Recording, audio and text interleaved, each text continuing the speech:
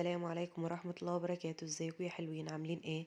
يا رب تكونوا بخير. معاكم ايمان عبد الله وقناة متعة الطبخ.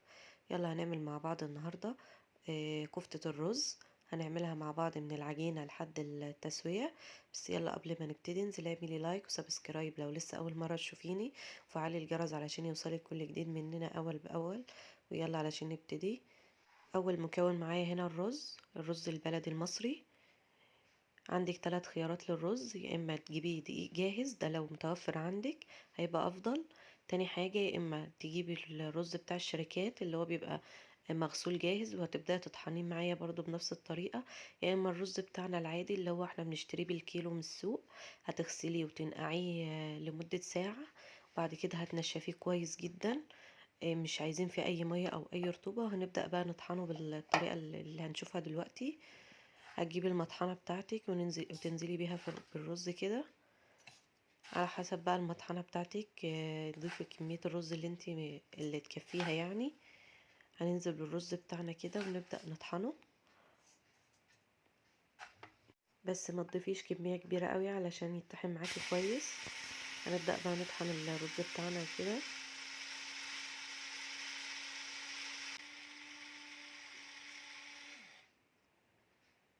بعد ما طحناه هننزل بيه في المنخل بتاعنا.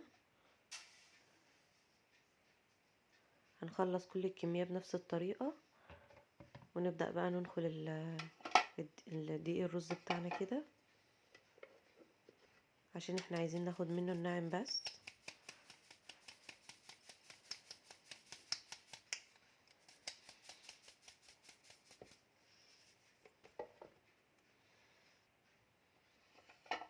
هنجيب بقى البولة بتاعتنا مرة تانية كده. هننزل بقى بالخشن اللي طلع معانا، وده هنرجع نطحنه تاني.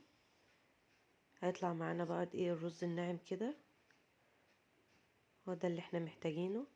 هنطحن بقى بقية الرز بنفس الطريقة. كل ما يطلع معانا دقيق خشن، قصدي رز يعني لسه حبيبات، هننخل الناعم منه والخشن هنرجع نطحنه تاني لحد ما الكمية بتاعتنا كلها تخلص ويبقى معانا الدقيق ناعم خالص.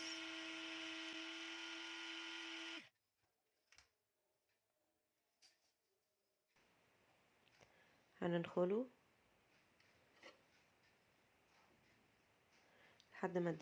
لحد ما الرز بتاعنا كله بقى يتحول لدقيق ناعم كده. خلاص كده دقيق الرز بتاعنا جاهز بالشكل ده.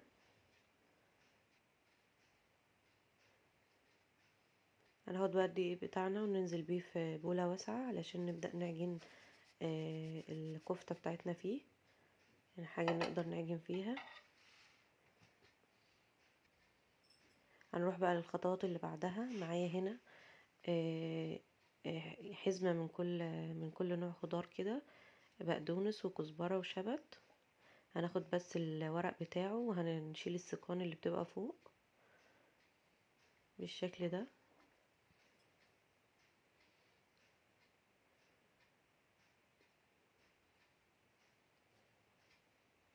ومعايا هنا برضو بصلاية صغيرة وراس توم صغيرة، يعني بتاع 5 6 فصوص كده. ده لو التوم بتاعك كبير، يعني انا التوم بتاعي هنا صغير فمستعملة كمية اكبر. هناخد بقى الخضار بتاعنا بعد ما قطعناه، هنزل بيه في الكبة. هناخد بقى الكبة بتاعتنا ونروح بقى نطحنهم كويس. عايزين نفرمهم فرمة ناعمة جدا. ولو بتاع الكبة بتاعتك ضعيفة، تضيفي لها بس معلقة من المية او اي سوائل علشان تساعدها ان هي تفرمهم ناعم جدا. بس ما تضيفيش كتير قوي، يعني احنا عايزين الكفتة بتاعتنا تطلع ناشفة كويس وحلوة علشان تملك معانا ما تفكش. هنفرم بقى البصل مع الثوم مع الخضرة بتاعتنا كده فرم ناعم جدا. هننزل عليها بقى بالتوابل، هتلاقوها على الشاشة عندكم. هنزل بالتوابل بتاعتنا وعليها ربع كيلو من اللحمة. المقادير بالظبط هتلاقوني كاتباها في الوصف تحت. هننزل باللحمة بتاعتنا اللحمة تكون مضروبة في وشين، ولو مش مضروبة وشين هتبدأي تفرميها في الكبة برضو كويس جدا قبل ما تشتغلي بيها. هنفرمها بقى مع الخضرة والتوابل كويس جدا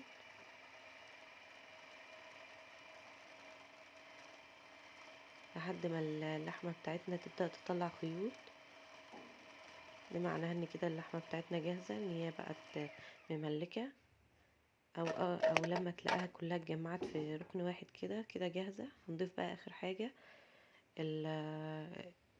معلقة، نص معلقة صغيرة من الكربوناتو او بيكنج باودر المتوفر عندك.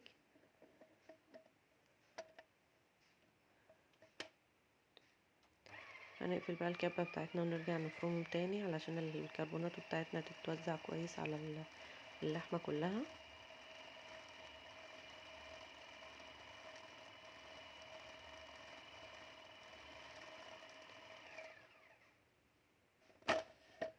خلاص كده بعد ما اللحمة بتاعتنا اتفرمت كويس، ده كده بيكون شكلها. هناخدها بقى وننزل بيها على دقيق الرز بتاعنا. الدقيق ابدأي بس بكوباية دقيق، وبعدين زودي بالتدريج لحد ما توصلي للقوام المظبوط بتاعك، لا يبقى جابس قوي ولا ايه ولا طري قوي.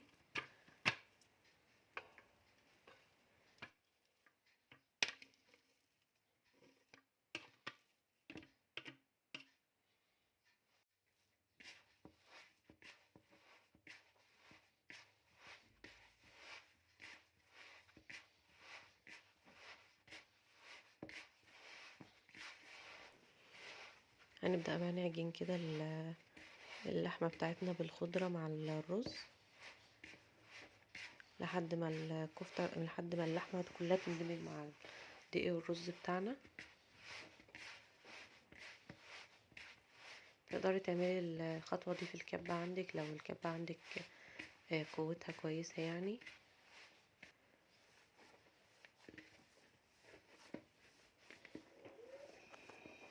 عايزين القوام بتاع العجينة بتاعتنا يبقى ماسك نفسه كده، يعني ما يبقاش بيلزق في الايد، وفي نفس الوقت ماهوش جامد قوي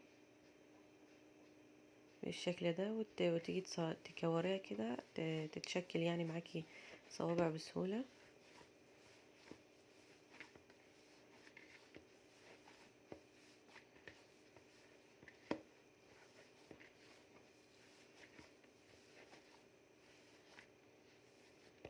عجيني بقى كويس لحد ما المكونات كلها تتدخل مع بعض كويس.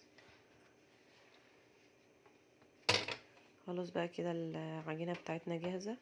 هنبدأ نجيب صينية كده ونبدأ نشكلها.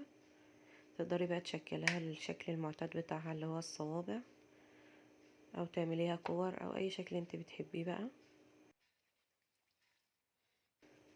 هنعملها كرة كده الاول وبعدين نعملها صوابع. حاولي الصوابع بتاعتك تبقى صغيرة على قد ما تقدري، لان هي لسه ما بتحمرها في الزيت بتنفش، وما بتيجي تسويها كمان في التخديعة بتاعتها بتنفش كمان. يعني صغريها على قد ما تقدري. هنا انا كنت مستعملة معيار فطلع كلها بنفس الحجم. بس كده هناخدها بقى ونروح على البوتاجاز بتاعنا. الطاسة يكون فيها زيت سخن والنار ما بين المتوسطة والهادية علشان ما تاخدش لون منك بسرعة. هنبدأ بقى ننزل بالكفتة بتاعتنا كده في الزيت.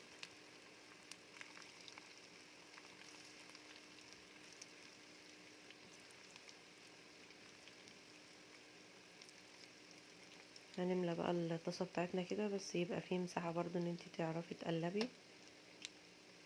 كل ما الكفتة بتاعتنا تاخد لون كده هنبدأ نقلبها علشان تاخد كلها نفس اللون من كل الجوانب.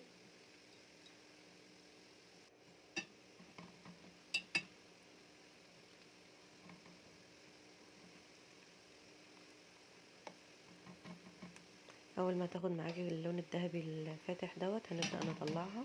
ما تسيبهاش تغمق، لان انتي لما بتطلعيها وتسيبها في الهواء شوية بتغمق اكتر. هتطلع معاكي بالشكل ده.